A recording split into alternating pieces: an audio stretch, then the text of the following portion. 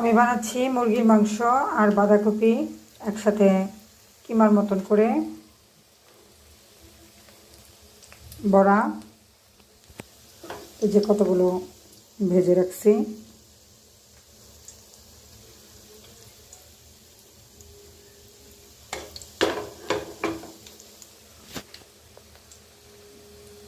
এগুলি একটু অল্প আছে ভাজতে হবে। এই যে তৈরি করলাম আমি একটা বার্গার। এটা হচ্ছে বাঁধাকপি আর মুরগির মাংস কিমা করে যে বড়া করে ভিতরে দিছি। এই যে